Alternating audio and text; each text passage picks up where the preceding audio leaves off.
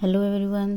आज हम पढ़ने वाले हैं केमिस्ट्री के बारे में और केमिस्ट्री से रिलेटेड थोड़े से फैक्ट आज जानने वाले हैं जो कि टोटल 10 ही फैक्ट्स हैं अभी। वैसे बहुत सारे फैक्ट्स हैं और मैं डेली आती रहूँगी आपको नए नए टॉपिक्स पर कुछ कुछ फैक्ट्स बताने के लिए। तो अनिबा स्टडी पॉइंट पर मैं काफ़ी टाइम के बाद ये वीडियोज़ अपलोड कर रही हूँ। तो चलिए शुरू करते हैं। आपको थोड़ा ब्लर नज़र आ रहा होगा तो शुरू कर देते हैं। पहला पॉइंट है any substance that has mass and space by having volume. कोई भी चीज़ हमारे आसपास जिसमें मास है यानी वज़न है, स्पेस है और उसका एक फिक्स वॉल्यूम है तो उसको हम मैटर बोलते हैं, मतलब हमारे आसपास की चीज़ों को। साइंस में सब एटमिक पार्टिकल्स, आपको पता होगा कि जो हमारे नॉन लिविंग थिंग्स होते हैं उनकी बेसिक यूनिट क्या है? एटम। तो एटम से भी सब एटम होते हैं, सब एटमिक पार्ट्स होते हैं, मतलब उसके अंदर भी सब यूनिट्स होती हैं। तो उसमें से एक है प्रोटॉन, दूसरी इलेक्ट्रॉन, न्यूट्रॉन भी है। ये स्मॉलर होती हैं एटम से भी और ये फंडामेंटल कॉन्स्टिट्यूएंट, मतलब हर एक चीज़ में ये आपको देखने को मिल जाएंगे जो भी नॉन लिविंग थिंग्स हैं। ठीक है।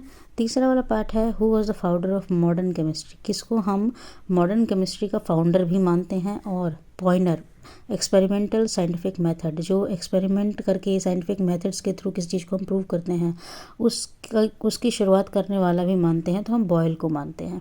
बॉयल के अलावा एक व्यक्ति और है जो है लेवोसायर, जिनको फादर ऑफ केमिस्ट्री कहा जाता है। ठीक है, आगे बढ़ते हैं। Which type of chemistry? Study of macro. अब आपको मैं बता दूं कि केमिस्ट्री के बहुत सारे पार्ट होते हैं, जैसे वो मैं आपको आगे बताऊंगी। तो एक केमिस्ट्री का ऐसी ब्रांच है जो कि मैक्रोस्कोपिक, बड़े लार्ज लेवल पर जो प्रोसेस होते हैं उनकी पढ़ाई करती है, जिसमें केमिकल सिस्टम होता है, प्रिंसिपल का इस्तेमाल किया जाता है, फिजिक्स के भी कंसेप्ट होते हैं, तो उस ब्रांच को बोलते हैं physical chemistry. Which field of chemistry deals with interaction and structure of different material and substances.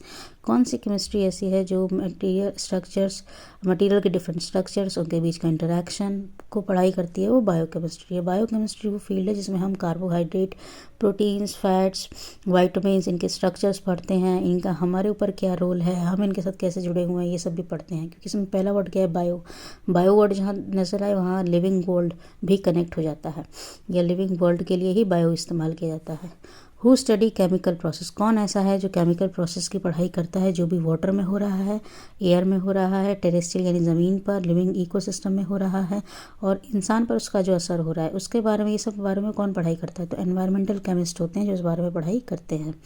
Basic unit, जो ऑर्डिनरी मैटर्स हमारे आसपास की चीज़ें उसकी बेसिक यूनिट क्या है? और जो केमिकल एलिमेंट्स हैं वो किस चीज़ के बने हुए हैं? तो वो है एटम्स। और एटम का ग्रुप क्या कहलाता है? एटम्स के ग्रुप को हम कहते हैं मॉलिक्यूल्स। ये हमको पता होगा, ये है ग्रुप ऑफ एटम्स, इसको हम कहते हैं मॉलिक्यूल्स। ठीक है। अब अगला, द ब्रांच ऑफ केमिस्ट्री। अब वो केमिस्ट्री की ब्रांच जो चीज़ों के स्ट्रक्चर, उनके कंपोजिशन पर डिपेंड करती है या उसको स्टडी करती है, उसको हम बोलते हैं एनालिटिकल केमिस्ट्री। इसमें आप सेंट्रीफ्यूगेशन, ये सारी चीज़ें पढ़ते हैं। 5 टाइप की केमिस्ट्री होती है जो हम पढ़ते हैं। पहली एनालिटिकल केमिस्ट्री है, दूसरी बायो केमिस्ट्री है, तीसरी इनऑर्गेनिक, जिसमें आप S block, P block, D block और ट्रांजिशन मेटल कॉम्प्लेक्सेस के बारे में पढ़ते हैं। ऑर्गेनिक केमिस्ट्री जिसमें आप केमिकल रिएक्शंस, रिएजेंट, बहुत सारी केमिकल रिएक्शन ऑर्गेनिक केमिस्ट्री में होती है। कार्बन, हाइड्रोजन, ऑक्सीजन से बने कंपाउंड ज़्यादा देखने को मिलते हैं। फिजिकल केमिस्ट्री जो आपको अभी ऊपर बताया गया था।